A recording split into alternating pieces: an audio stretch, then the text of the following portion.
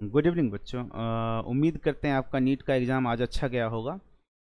आज हम नीट के 2022 के फिजिक्स के क्वेश्चंस को डिस्कस करेंगे। ये T1 सेट है, ठीक है। आपका जिस भी सेट का क्वेश्चन पेपर होगा उस सेट के क्वेश्चन पेपर में अपना क्वेश्चन नंबर मिला लीजिएगा और आप वहाँ से सॉल्यूशन चेक कर सकते हैं, ठीक है। तो फर्स्ट क्वेश्चन जो सेक्शन ए का है वो magnetic effect of electric current से है, राइट। तो that is called magnetic effect of electric current, right. तो क्वेश्चन कहता है a square loop of side 1 metre and resistance 1 ohm is placed in a magnetic field of 0.5 Tesla. If the plane of loop is perpendicular to the direction of magnetic field, the magnetic flux through the loop is. Basically एक आपके पास जो है loop है जो कि magnetic field के perpendicular रखा गया है और लूप का साइड है 1 मीटर। इसमें आपको मैग्नेटिक फील्ड दिया हुआ है और डेफिनेटली अगर साइड भी दिया हुआ है तो हम मैग्नेटिक फ्लक्स का फॉर्मूला जानते हैं। फाई इक्वल्स टू क्या होता है, B into A, that is called magnetic field into area. Magnetic field 0.5 tesla है, एरिया 1 मीटर है। आप अगर इस फॉर्मूले में पुट कर देते हैं तो आसानी से यहाँ से आपका आंसर निकल जाएगा 0.5 वेबर, ठीक है। हमने इस तरीके से सॉल्यूशन इसलिए किया ताकि हम ज़्यादा से ज़्यादा क्वेश्चंस कम टाइम में डिस्कस कर सकें और आपके तक पूरा सॉल्यूशन डिटेल्ड वे में पहुँच सके, राइट। तो बेसिकली मुझे लगता है कि इस तरीके से आपको अच्छे से समझ में भी आएगा ताकि सॉल्यूशन मुझे बहुत जल्दी शॉर्टकट में ना करना पड़े, राइट। तो मुझे उम्मीद है कि ये फर्स्ट क्वेश्चन आपको समझ में आया होगा। हम चलते हैं सेकेंड क्वेश्चन पे। सेकेंड क्वेश्चन आपके पास है a spherical ball in a long column of a highly viscous liquid, the curve in the graph shown which represent the speed of ball as a function of time is. Basically ये आपके पास viscosity से question है। Definitely आप fluid mechanics पढ़े होंगे, वहाँ से समहाउ क्वेश्चन है। तो उसमें बोला गया है कि आपके पास एक स्फेरिकल बॉल है जिसको कि रेस्ट से ड्रॉप किया गया है। जब अगर बॉल को किसी रेस्ट से ड्रॉप किया जाएगा तो इनिशियल वेलोसिटी क्या हो जाएगा उसका, 0। और सिंस विस्कस लिक्विड है तो डेफिनेटली उसका विस्कोसिटी ज़्यादा है तो डेंस होगा। तो इनिशियली जब हम बॉल को ड्रॉप करेंगे तो इनिशियली वेलोसिटी ज़्यादा होगा, बट जब वो टर्मिनल एंड पे पहुंचेगा, इस पॉइंट पे पहुंचेगा, तो इस पॉइंट पे पहुंचते पहुंचते उसकी वेलोसिटी क्या हो जाएगी, धीरे धीरे कम हो जाएगी। तो इनिशियल स्टेज में कह सकते हैं कि in viscous liquid velocity is directly proportional to time up to what, terminal end, because after terminal end definitely velocity जो है ऑलमोस्ट कांस्टेंट और एट द एंड 0 भी हो जाएगा। तो इसलिए हम क्या बोल सकते हैं कि डेफिनेटली इस केस में आपके पास ये ग्राफ नहीं हो सकता, डेफिनेटली सी ग्राफ भी नहीं हो सकता। A graph is a straight line passing through origin which will not be possible, right. So only B graph है जो डेफिनेटली इसमें से सही ऑप्शन है। तो इसका मतलब है कि ऑप्शन 2 का जो है और क्वेश्चन नंबर 2 का ऑप्शन 1 जो है करेक्ट आंसर है, ठीक है। तो मुझे उम्मीद है आपको ये क्वेश्चन समझ में आया होगा, ठीक है। तो हम नेक्स्ट क्वेश्चन पे चलते हैं, थर्ड क्वेश्चन पे। ये है आपका थर्ड क्वेश्चन जो कि समहाउ रिलेटेड है आपके पास सर्कुलर मोशन से। The angular speed of a flywheel moving with uniform angular acceleration changes from 1200 RPM to 3120 RPM in 60 second. The angular acceleration in radian per second square. बहुत ही easy question है। Angular acceleration हम जानते हैं क्या होता है, change in angular velocity upon time, right. तो एंगुलर वेलोसिटी आपके पास दिया हुआ है definitely omega minus omega not upon T. लेकिन यहाँ पे क्या है कि ओमेगा जो दिया हुआ है आपको आरपीएम में दिया हुआ है, राइट। तो मुझे आरपीएम से क्या चेंज करना पड़ेगा, आरपीएम से आपको रेडियन पर सेकेंड में चेंज करना पड़ेगा। उसके लिए आपको 2π/60 से मल्टीप्लाई करना पड़ेगा। तो हमने क्या किया, 3120 आरपीएम को 2π/60 से मल्टीप्लाई कर दिया तो वो रेडियन पर सेकेंड में चेंज हो गया। फिर ओमेगा नोट जो कि 1200 आरपीएम था उसको भी हमने क्या किया, 1200 इंटू 2π/60 से मल्टीप्लाई कर दिया तो वो रेडियन पर सेकेंड में चेंज हो गया। अब हम डायरेक्टली इस फॉर्मूला में पुट कर देंगे 3120 माइनस 1200 अपॉन 16 टाइम है इंटू 2π/60। अगर हम इसको फर्दर कैलकुलेशन करते हैं तो डेफिनेटली यहाँ से 0 से कैंसिल कर दिया हमने 0 और आप जानते हैं 16 से 12 टाइम में क्या हो जाएगा, आपके पास 192 कट होगा। फिर यहाँ से डेफिनेटली 6 1 जा 6, 6 2 जा 12 and that will be the 4 pi and that is the first option is the correct answer, right.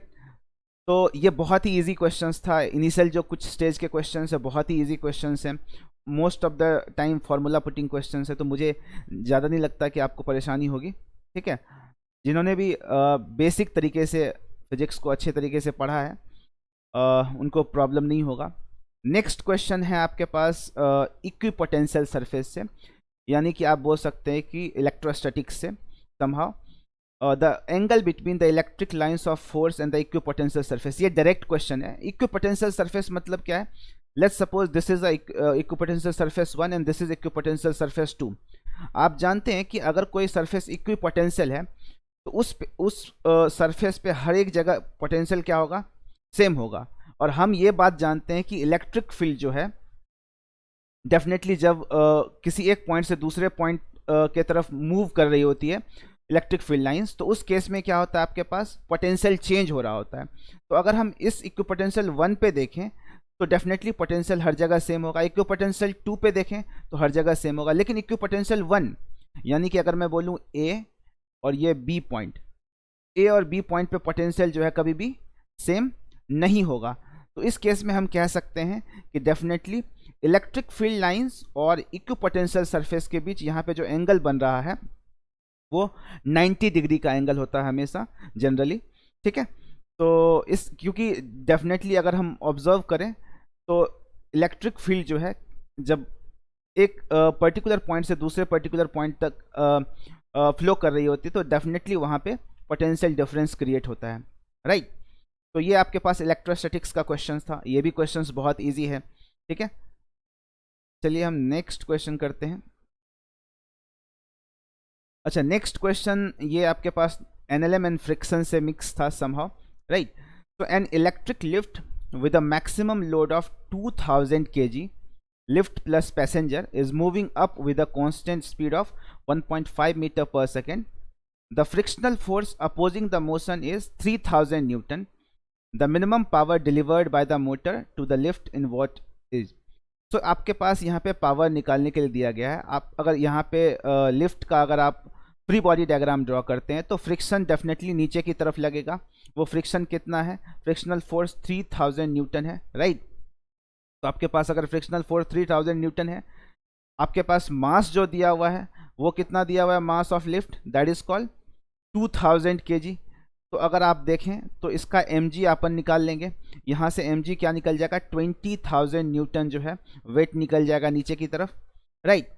और सिंस ये जो है आपके पास ऊपर कांस्टेंट स्पीड से जा रहा है definitely that is called 1.5 metre per second. तो हम क्या कर सकते हैं, यहाँ से टोटल वेट निकाल सकते हैं क्योंकि फ्रिक्शन भी डाउनवर्ड डायरेक्शन में है और mg भी डाउनवर्ड डायरेक्शन में है। तो हम टोटल वेट निकाल सकते हैं। यहाँ से टोटल वेट जो है आपके पास 20000 न्यूटन प्लस 3000 न्यूटन, यहाँ पे 23000 न्यूटन हो जाएगा। और यहाँ से आप पावर का फॉर्मूला जानते हैं, power equals to force into velocity. और अगर आप फोर्स इंटू वेलोसिटी का डायरेक्ट फॉर्मूला लगाते हैं तो 23000 इंटू 1.5। अगर आपको मल्टीप्लाई करने में दिक्कत है तो 23000 का आधा ऐड कर दीजिए। अगर 23000 में 23000 का आधा ऐड करते हैं तो कितना होगा, 34500 watt, right. So this will be the answer of this particular question. It means that option 2 is the correct answer, right. तो आपके पास ऑप्शन 2 जो है करेक्ट आंसर है। तो ये क्वेश्चन आपके पास Newton's law of motion and friction से रिलेटेड था, ठीक है। चलिए हम नेक्स्ट क्वेश्चन पे चलते हैं।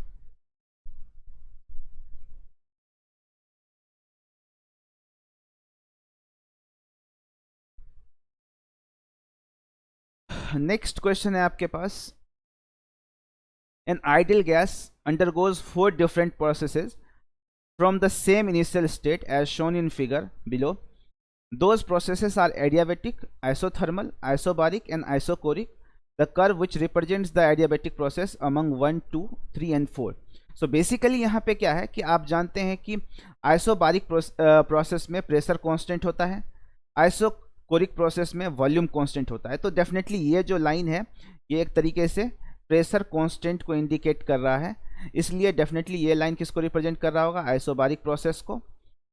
ये जो वर्टिकल लाइन है, ये वर्टिकल लाइन में यहाँ पे इस एक्सेस पे वॉल्यूम है, तो इट मीन्स ये वॉल्यूम कांस्टेंट है, तो वॉल्यूम कांस्टेंट पे आइसोकोरिक प्रोसेस होता है।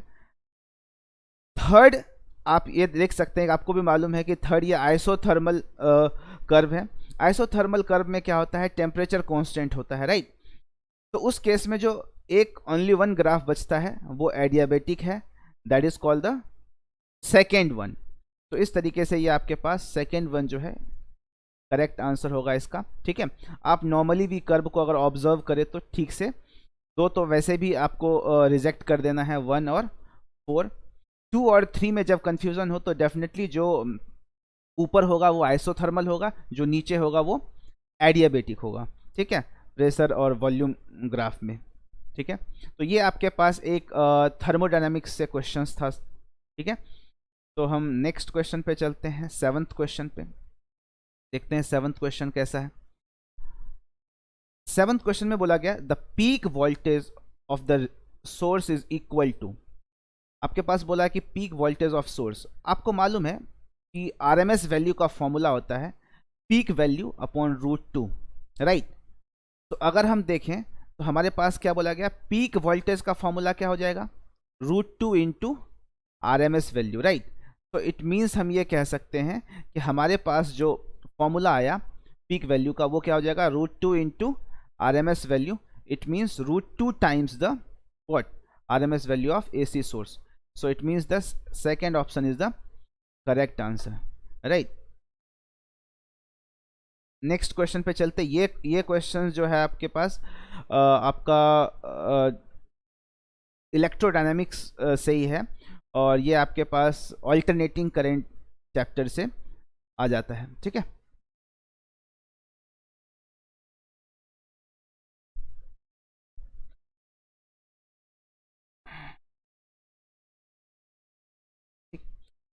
नेक्स्ट क्वेश्चन 8th क्वेश्चन देखते हैं। 8th क्वेश्चन में बोला गया a shell of mass m is at rest initially, it exploded into 3 fragments having mass in the ratio 2:2:1. If the fragments having equal fly off along mutually perpendicular directions with the speed v, the speed of the third fragment is. तो basically यहाँ पे आपके पास total initial momentum equals to total final momentum लगाना पड़ेगा, momentum conserve करना पड़ेगा। तो आप ये देख सकते हैं कि इसका रेशियो जो है आपके पास मास का क्या है, 2:2:1 है। तो अगर आप देखें कि डेफिनेटली अगर हम इसको दो डायरेक्शन में अगर हम यहाँ पे मोमेंटम को ब्रेक करें तो ये क्या बोल सकते हैं, 2mv i cap plus 2mv j cap plus क्या हो जाएगा mv1 एंड फाइनल। इनिशियली जो है आपने देखा है कि ये रेस्ट में था, राइट। तो अगर इनिशियली रेस्ट में है उस केस में इनिशियल मोमेंटम जो है क्या हो जाएगा आपके पास 0। तो हमने डेफिनेटली यहाँ पे total initial momentum equals to total final momentum कर दिया, और ये आपके पास final momentum 2mv i cap plus 2mv j cap plus mv1 है, और इनिशियल मोमेंटम इनिशियली रेस्ट में था बॉडी, इसलिए इनिशियल मोमेंटम क्या होगा यहाँ पे 0। और अगर हम इस दोनों टर्म को हम लेफ्ट राइट साइड लेके आते हैं तो उस केस में क्या हो जाएगा आपके पास mv1 इक्वल्स टू -2m, अगर आप कॉमन ले लेते हैं तो that is called vi cap plus vj cap, और डेफिनेटली यहाँ से m और m कैंसिल हो जाएगा। अगर आप मॉडुलस ऑफ v निकालते हैं तो क्या हो जाएगा 2√v² प्लस v², ठीक है। तो यहाँ से आपके पास क्या निकल जाएगा v√2v²। अगर आप इसको फर्दर सॉल्व करेंगे तो यहाँ से आपके पास क्या निकल जाएगा, दैट इज कॉल्ड 2√2v। तो that is the second option which is the correct one, right. So let's go to the next 9th question, right? तो 9th question भी बहुत easy question है, right? So the graph which shows the variation of the de Broglie wavelength of particle and its associated momentum p. So बहुत easy question है, modern physics से ये question है। आपके पास आपको मालूम है कि lambda is inversely proportional to 1/p, right? So or you can say lambda is equals to h/p, that is being expressed by the what, de Broglie. तो lambda equals to H by P है, H यहाँ पे Planck's constant है, P आपके पास momentum है, right. तो de Broglie ने वेवलेंथ को पार्टिकल के मोमेंटम के साथ रिलेट किया था, और यहाँ पे वेवलेंथ और मोमेंटम के बीच इन्वर्सली प्रोपोर्शनल का रिलेशन है। और आपको मालूम है कि अगर आप 1/x का ग्राफ ड्रॉ करेंगे तो ये समहाउ हाइपरबोलिक ग्राफ होता है। तो उस केस में अगर आप देखें तो लेमडा अगर इंक्रीज हो रहा होगा तो उस केस में मोमेंटम डिक्रीज हो रहा होगा, और लेमडा डिक्रीज होगा तो मोमेंटम क्या होगा आपके पास, इंक्रीज होगा। तो ये इस तरीके का ग्राफ जो है, हाइपरबोलिक ग्राफ जो है, will be the correct option. In other all the cases 1, 2 and 3 the same condition is not being followed. तो आपके पास जो है ये आपका जो कंडीशन है वो सारे क्वेश्चंस में फॉलो नहीं हो रहा है, तो डेफिनेटली आपके पास जो है third option is the correct option, right. So ये आपके पास एक मॉडर्न फिजिक्स से क्वेश्चंस था, बहुत easy questions, directly de Broglie law पे। यूजुअली हर साल जो है फिजिक्स का क्वेश्चन जनरली टफ होता है, लेकिन इस बार फिजिक्स का क्वेश्चन बहुत ही इजी है। Most of the question formula based question है। अगर आप बेसिक प्रैक्टिस भी करके जाते हैं और चैप्टर का बेसिक नॉलेज भी आपको है तो आप उस तरीके के क्वेश्चंस को आसानी से सॉल्व कर सकते हैं, राइट। तो अब हम चलते हैं नेक्स्ट क्वेश्चन। ये आपके पास क्वेश्चन नंबर 10 है। फिर से मैं आपको बता देता हूं कि हम अभी T1 सेट जो है आपके पास डिस्कस कर रहे हैं। आपके पास जिस भी तरीके का सेट होगा आप उस सेट में रिस्पेक्टिव क्वेश्चंस देखिए और उस रिस्पेक्टिव क्वेश्चंस को आप यहां से आंसर मिला सकते हैं। बोला गया है two hollow conducting spheres of radii R1 and R2, R1 greater than R2 have equal charges, the potential would be, you know that potential have directly formula KQ by R, and K तो आपके पास constant ही है, Q आपके पास same बोल दिया है। तो definitely यहाँ पे क्या बच जाता है, K और Q कांस्टेंट हो गया, तो इस केस में आपके पास V is inversely proportional to R। It means जिसका रेडियस छोटा उसका पोटेंशियल बड़ा, जिसका रेडियस बड़ा उसका पोटेंशियल छोटा। तो उस केस में हम क्या बोल सकते हैं, आपके पास यहाँ पे बोला गया है कि the potential would be more on smaller spheres. Definitely ये more on smaller spheres, equal on both the spheres नहीं हो सकता, डिपेंडेंट ऑन मटेरियल प्रॉपर्टी नहीं हो सकता, more on bigger spheres definitely हम यहाँ पे बोल सकते हैं कि ये भी नहीं हो सकता, बिकॉज कि बिगर स्फीयर्स पे आपके पास रेडियस के क्या है, इन्वर्सली प्रोपोर्शनल है, तो ये भी नहीं होगा। तो option number 1 is the correct answer, right. So ये भी बहुत इजी क्वेश्चंस था, डायरेक्टली जो है आपके पास पोटेंशियल से क्वेश्चंस था। इलेक्ट्रोस्टैटिक्स से इस तरीके के क्वेश्चन एक्सपेक्ट नहीं किए जाते हैं। Most of the time tough questions electrostatics से पूछे जा सकते हैं, पॉसिबिलिटी हाई रहता है, but this question was very easy, right. तो let's move on the next question, 11th one,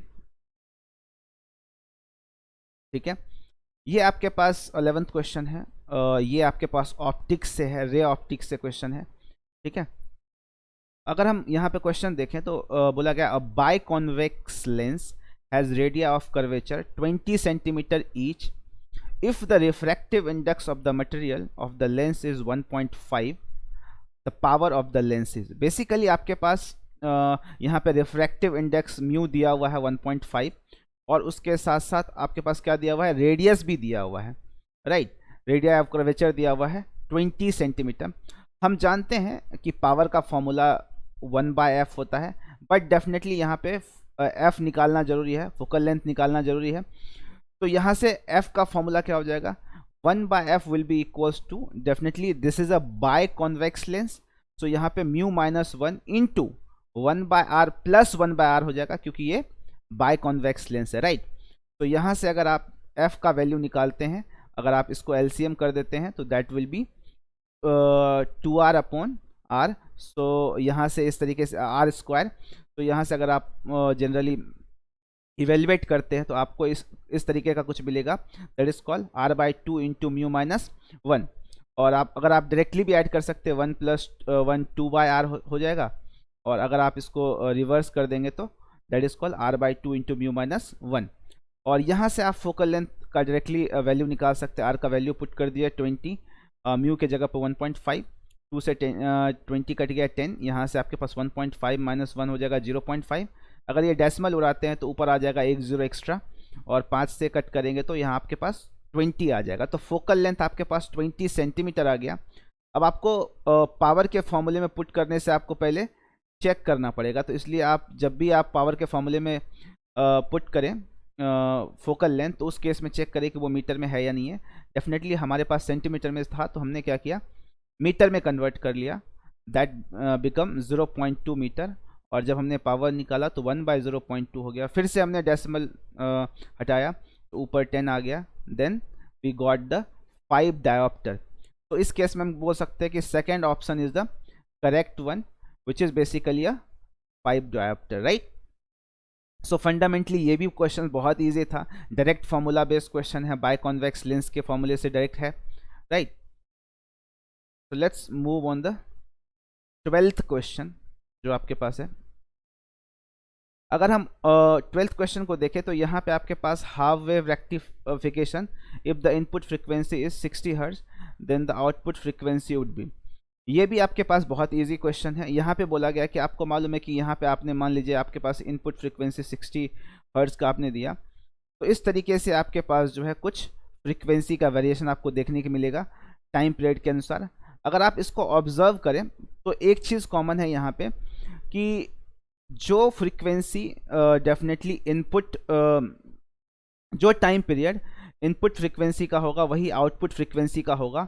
but output frequency में क्या होगा कि ये जो आपका जहाँ पे फ्रीक्वेंसी नीचे जा रहा है that will not be going in the output frequency as well. तो उस केस में हम ये बोल सकते हैं कि यहाँ पे फ्रीक्वेंसी जो है इनपुट और आउटपुट दोनों सेम ही रहेगा, क्योंकि इनका टाइम पीरियड जो है आपके पास सेम है, राइट। तो उस केस में आप ये बोल सकते हैं कि इसका जो है फ्रीक्वेंसी 60 हर्ट्ज ही रहेगा, बिकॉज क्योंकि टाइम पीरियड यहाँ पे सेम है तो फ्रीक्वेंसी भी ऑलमोस्ट सेम रहेगा, इक्विवेलेंट रहेगा, राइट। तो ये भी आपके पास थ्योरेटिकल क्वेश्चन है। मोस्ट ऑफ द टाइम अगर आप थ्योरेटिकल कंसेप्ट जानते हैं तो आप आसानी से इस क्वेश्चन को भी सॉल्व कर सकते हैं। अब हम चलते 13th क्वेश्चन पे।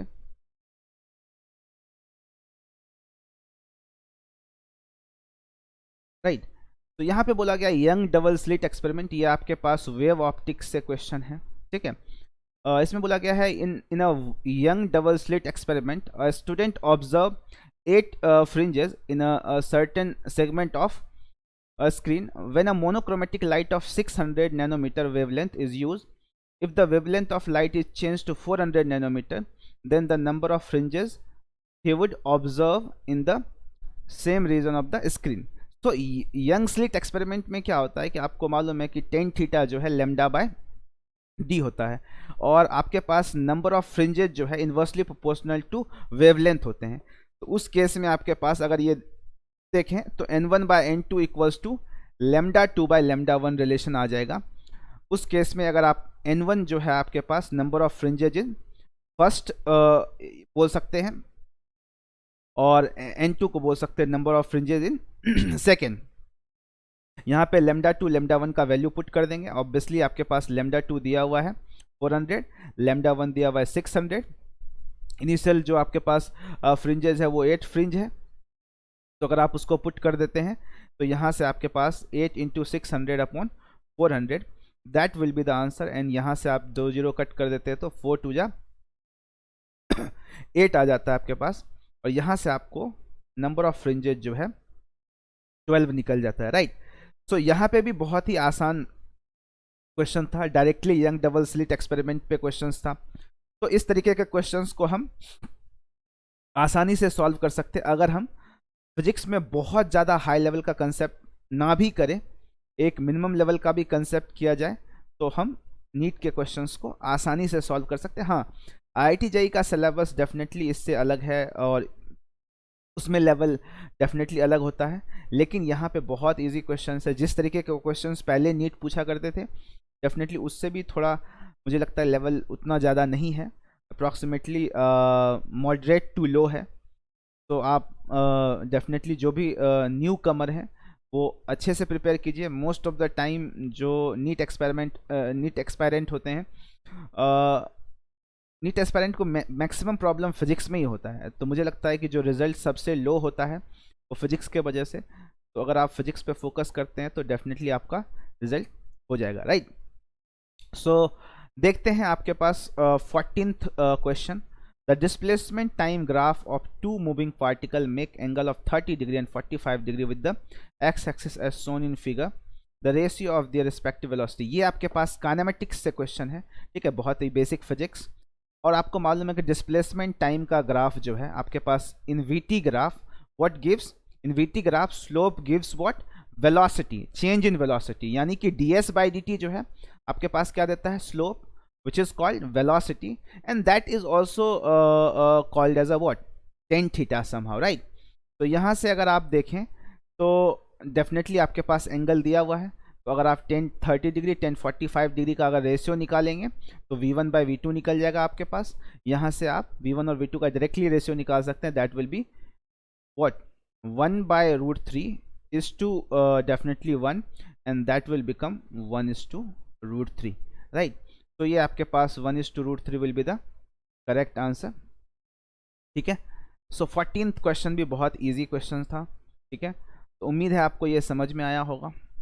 नेक्स्ट क्वेश्चन हम चलते हैं 15th क्वेश्चन पे। 15th क्वेश्चन आपके पास यूनिट एंड डायमेंशन से है। ये आपके पास डायमेंशन दिया हुआ है MLT-2 A-2, है ना। तो आपके पास MLT-2 दिया हुआ है, A-2 दिया हुआ है। देखो MLT-2 तो आपके पास क्या है, डेफिनेटली यहाँ पे फोर्स का डायमेंशन है। फोर्स क्या होता है, मास इनटू एक्सेलरेशन, मास kg हो गया तो kg का m, metre per second, metre का l, और डेफिनेटली पर सेकेंड T⁻²। अब ये A⁻², जो है ये आपके पास एम्पियर का स्क्वायर है। तो इसका मतलब है कि डेफिनेटली फोर्स के साथ फोर्स के साथ I⁻² आएगा, करंट के पावर -2 आएगा, या फिर F/I² जो है किसी चीज़ का फॉर्मूला अप्रॉक्सीमेटली निकलना चाहिए। तो आपको ऑप्शन चेक करना पड़ेगा, बिकॉज ऑप्शंस गेस करना जरूरी है इसमें।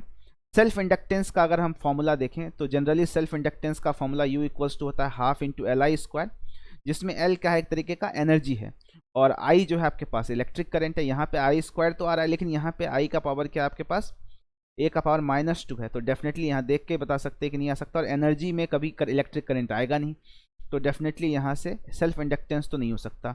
दूसरा मैग्नेटिक परमिएबिलिटी, मैग्नेटिक परमिएबिलिटी जो है आपके पास B equals to μ0 × N × I होता है, राइट। अगर हम B इक्वल्स टू देखें मैग्नेटिक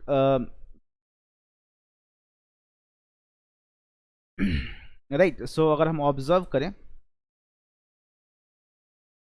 1 सेकेंड, या तो अगर हम यहाँ पे देखें मैग्नेटिक फील्ड जो है आपके पास B इक्वल्स टू μ0 × Ni है, और अगर यहाँ से हम मैग्नेटिक परमिएबिलिटी निकालते हैं μ0 इक्वल्स टू, तो यहाँ पे क्या हो जाएगा B/N × I, और हम जानते हैं फोर्स का फॉर्मूला होता है, मैग्नेटिक फोर्स का फॉर्मूला होता है B × I × L। तो अगर आप यहाँ पे पुट कर देते हैं फोर्स का फॉर्मूला, तो यहाँ से आपको जनरली जो है यहाँ पे आपको B का वैल्यू पुट करना है, सॉरी B का वैल्यू पुट करना है F/I × L, राइट। तो अगर आप यहाँ से B का वैल्यू मैग्नेटिक फील्ड का वैल्यू पुट कर देते हैं तो यहाँ से आपके पास F/IL आ जाएगा, और डेफिनेटली N जो है आपके पास क्या होता है, current per unit length, right. तो करंट पर यूनिट लेंथ में अगर N का वैल्यू पुट कर देते हैं तो यहाँ से L और L कैंसिल हो जाएगा, तो F/I² आ जाएगा, which can be written as F × I⁻², and that will be the correct option, right. तो होप ये आपको समझ आएगा, उम्मीद है। ये अभी हमने फर्स्ट सेट ऑफ वीडियोस में 15 क्वेश्चंस किए हैं। नेक्स्ट सेट ऑफ वीडियोस में हम नेक्स्ट 15 एंड 15 क्वेश्चंस करके कंप्लीट करेंगे ये वीडियो को। तब तक के लिए धन्यवाद। आपको अगर अच्छा लगा ये तो आप सब्सक्राइब कीजिए और लाइक कीजिए और शेयर कीजिए अपने दोस्तों के साथ जिनको इस तरीके के डिटेल्ड सॉल्यूशन देखने हैं। ठीक है, बाय, टेक केयर।